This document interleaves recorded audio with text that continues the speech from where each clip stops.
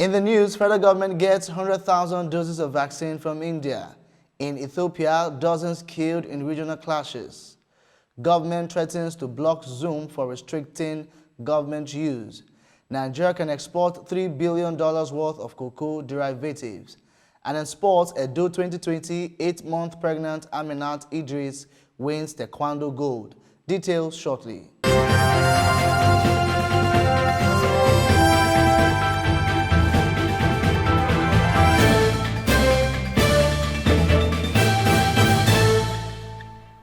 This is TS Television, your digital first Pan-African news network. I'm Musa Zeh, it's excellent, and this is TS News 360. The federal government Tuesday received 100,000 doses of the Covishield coronavirus vaccine promised by the Indian government.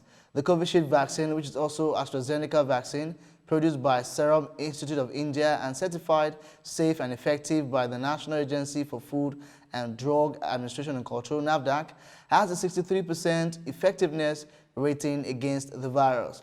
According to the Chairman, Presidential Task Force (PTF) on COVID-19, Boss Mustafa, the vaccines represent the first tranche of about 16 million doses allocated to Nigeria through the COVAX facility, aimed at vaccinating an initial 20% of the population. The Nigerian Center for Disease Control (NCDC) has announced 58 new cases of coronavirus disease, bringing the total number of infections in the country to 163,688. This is according to a report on the NCDC official Twitter handle on Tuesday. Recall that TS Television reported that COVID-19 cases have continued to follow a downward trajectory from an all-time high of 2,314 in January 2021. Niger State Governor Abubakar Sani Bello has appointed Alhaji Ahmad Garba Guna Dan Majen Kagara as the new Emir of Kagara. He made this known in a statement released on Wednesday by the Commissioner of Local Government, Community Development and Chieftaincy Affairs, Malam Abdul Malik Sarkin Daji. Daji said the appointment of Guna came following the death of the Emir of Kagara, Alhaji Saliu Tanko Kagara, on March 1st, 2021 after a protracted illness in Mina. A staff of the Federal Radio Corporation of Nigeria (FRCN) in Ibadan, Sunday Ogunyemi, has passed away at 41. His death was contained in a statement on Tuesday and signed by the Nigerian Union of Journalists (NUJ) in Oyo, Chairman Ademola Babalola and Secretary Shola Oladapo. The NUJ described the death of Dikin Ogunyemi, a versatile reporter, as shocking. Nigeria has lost a former lawmaker who represented Plateau Central Senatorial District in the Senate, Senator Sati Davis Gogwim, in the UK. TS News learned that Senator Gogwim reportedly died on Tuesday, April 6, 2021, at the age of 71 in an undisclosed hospital in the United Kingdom. Details of Senator Gogwim is still sketchy as at the time of filing this report. Before his death, Sati Davis Gogwim was a member of the People's Democratic Party (PDP), Nigeria's main opposition political party, and served as a senator for the Plateau Central. This is the digital first Pan-African news network, TS Television. You are still watching TS News 360. More details.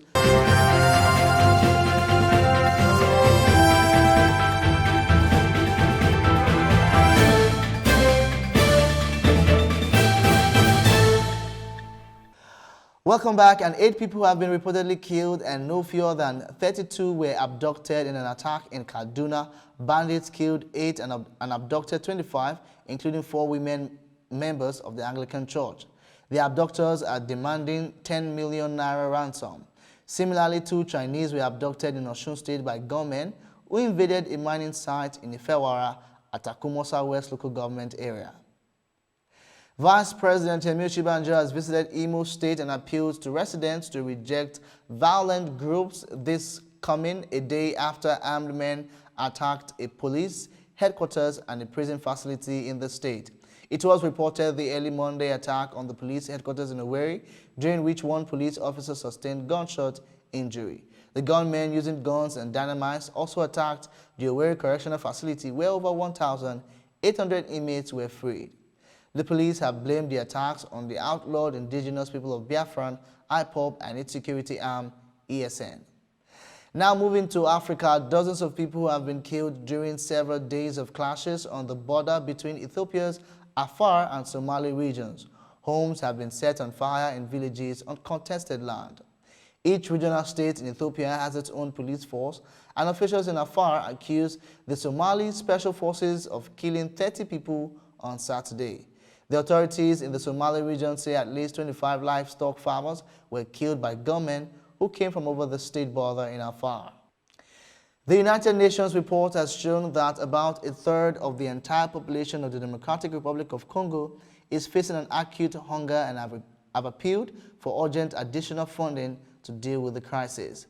The World Food Programme and the Food and Agriculture Organization says it's never been this bad, with more than 27 million Congolese now urgently in need of food, the highest number in any country in the world. Both UN agencies describe the scale of the crisis as staggering and say the DR Congo should be able to feed its population and export a surplus. The outspoken critic of President Emmerson Mnangagwa's government has been arrested. As he awaited the sentencing hearing, he was in an adjoining courtroom on an unrelated charge. The Movement for Democratic Alliance described him as a prisoner of conscience who is being persecuted for speaking out against poverty, injustice, and corruption. There were chaotic scenes at the courthouse when police blocked a media briefing and allegedly injured a journalist as they dispersed the crowd. You are still watching TS News 360. More stories after the break.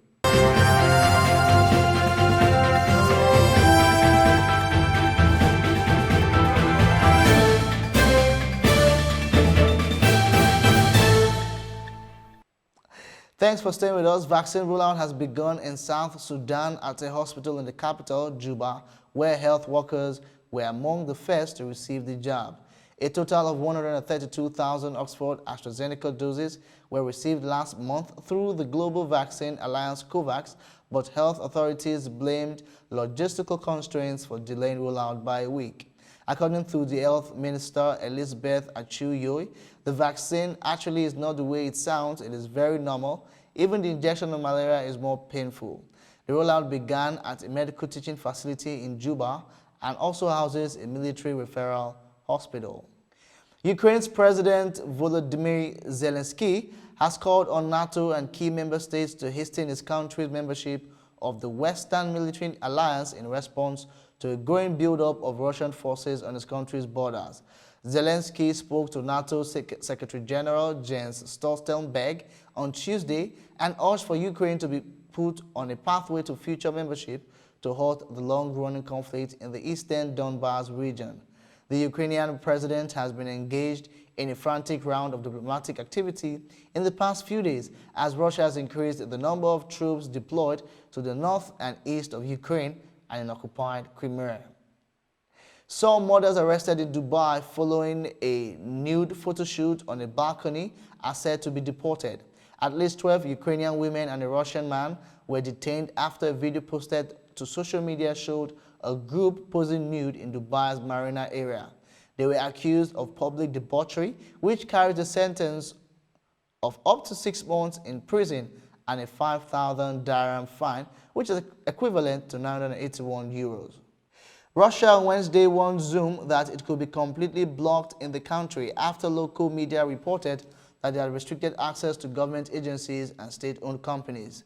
The U.S. company has emerged as the global leader in video conferencing applications, becoming ubiquitous as companies and schools moved online after the outbreak of the coronavirus pandemic.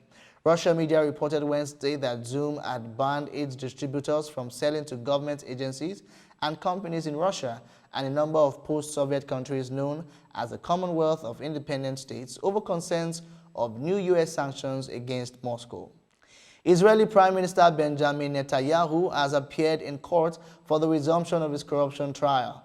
The evidentiary phase of the trial begins as Israel's political parties meet with the president to weigh in on who should form the next government following last month's inconclusive elections. The March 23 vote was largely a referendum on Netanyahu but produced no clear verdict. This is your digital first Pan-African News Network, TS Television, and you're watching TS News 360. More stories coming up after the break.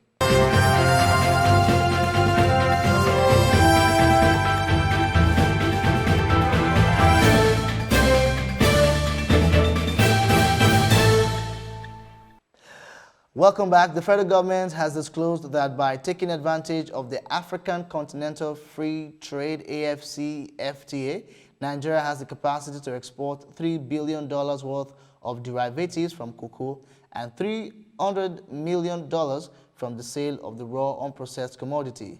Speaking on television broadcast recently, the senior special assistant to the president on public sector matters, Francis Anatogu, who is also the secretary of the National Action Committee for Nigeria's after implementation, noted that there is massive opportunities in the area if well harnessed. Protesters scuffled with police outside the Italian parliament in Rome on Tuesday as restaurant workers and other businesses affected by lockdown lashed out at COVID-19 restrictions. Italy endured a 3-day nationwide coronavirus lockdown from Saturday to deter Easter travel and get-togethers. Travel between regions and visits to relatives were being limited through Monday. Non-essential shops were closed and restaurants and bars were only open for takeout. Now moving on to entertainment, U.S. reality TV star Kim Kardashian West has joined the elite club of the super rich by achieving billionaire status. Her net worth reached $1 billion, which is equivalent of 720 million euros, thanks to her cosmetics and clothing interests as well as income from TV, endorsement deals, and investments. This is according to a report on Forbes Business magazine. She is now one of the 2,755 figures on Forbes' World's Billionaires list. Also, Amazon founder Jeff Bezos leads the pack with a net worth of $177 billion. Other Americans added over the past year include Bumble dating app founder Whitney Wolfe Herd, $1.3 billion, filmmaker Tyler Perry, $1 billion, and Miriam Adelson, $38.2 billion, widow of casino magnate Sheldon Adelson. Actor Paul Ritter, who played Dad Martin Goodman in the popular Channel 4 comedy Friday Night Dinner, has died after a brain tumor at the age of 54. He also starred in Sky drama Chernobyl, played Eldred Whipple in Harry Potter and the Half-Blood Prince, and was in James Bond film Quantum of Solace. His other TV credits included Vera Belgravia, Cold Feet, and No Offense. Friday Night Dinner creator Robert Popper said he was a deeply clever, funny, intelligent, kind man. Moving on to sports, it was an inspiring outing by heavily pregnant Aminat Idris, who won a gold medal for Lagos at the ongoing National Sports Festival in Benin, Edo State. Aminat Idris, who is 8 months pregnant, won gold in the mixed Pomse category in Taekwondo alongside her male counterpart Arwa Rukib. This is your Digital First Pan-African News Network, TS Television. You're watching TS News 360. More sports stories will come your way shortly after the break.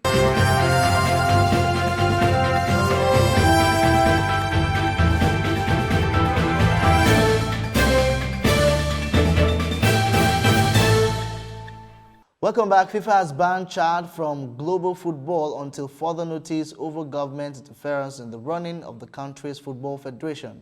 The move comes after the Minister of Youth and Sports dissolved the Federation of Chad Football Associations in March. After the announcement by the Chadian government, the Confederation of African Football disqualified the national team from last month's final 2 rounds of qualifying for the African Cup of Nations. Real Madrid forward Vinicius Jr. scored twice as they punished a sloppy Liverpool side to win 3-1 at home in Tuesday's UEFA Champions League quarter-final first-leg match. But they failed to build on their momentum as Vinicius struck again in the 63rd minute to repeat the scoreline of the 2018 Champions League final match. The result thus puts Zinedine Zidane's side in pole position for next week's second leg at Anfield.